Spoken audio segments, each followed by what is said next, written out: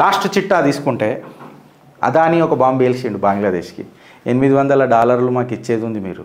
అందులో నుంచి మేము మీకు ఆల్మోస్ట్ 1600 మెగావాట్ల కరెంట్ ఇస్తున్నాం బంగ్లాదేశ్కి. మీరు మాకు $500 మిలియన్ పైసలు కట్టేది ఉంది, బకాయిలు కట్టేది ఉంది. ఇస్తారా? ఇయ్యరా? ఇంకా నేను జర చల్లగున్నా ఏందనంటే నేను కిరికిరి పెట్టుకుంటలేను మీతోని, ఇంకా సప్లై చేస్తా.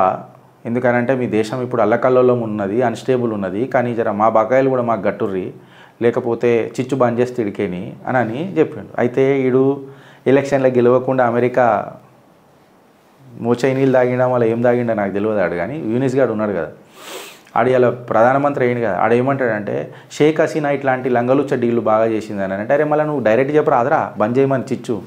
నేనంట మోదీజీ ఎందుకు వీళ్ళకి ఇంకా కనికరం, బంద్ చేద్దాం చిచ్చు. అంధకారంలో అధికారం తెచ్చుకుందాం మేము బంగ్లాదేశ్లో.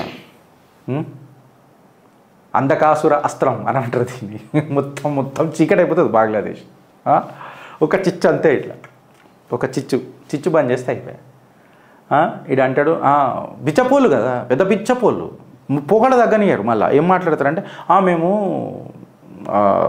ప్రపంచ బ్యాంకులతో మాట్లాడుతున్నాం, లోన్ తీసుకొని మీకు మేము కడతాం, మేము ఖచ్చితంగా చేస్తాం. ఏదైతే $492 మిలియన్ ఏదైతే పేమెంట్ ఓవర్ డ్యూ ఉన్నదో దాన్ని మేము తొందరగా చేస్తాం, మీరు అట్లా చేయకండి ఎక్సెట్రా అని చెప్పి మాట్లాడతాడు. బిచ్చ బతుకులు, పైజామా నాటకాలు, పెద్ద మాటలు, పెద్ద లొల్లు. మళ్ళీ వీళ్ళు खाब देख रहे कश्मीर हमें चाहिए, तुम्हारा अब्बा का खेती है, पहले घर में కరెంట్ జలావు, ముందు సెల్ఫ్ సఫిషియెంట్ కానీ తర్వాత మాట్లాడండి. వెనకట్లెక్క లేదు ఇలా భారత్. జాగ్తే రహో ఆర్ జగాతే రహో. ఆలోచించుర్రి ఫ్రెండ్స్. ఈ కంటెంట్కి ఇట్లా జర నచ్చినట్టయితే మీరు 10 మందికి జర షేర్ చేయండి. మీ ఆదరణ కోసం సదా మీ సేవలో మీ చిత్రగుప్త.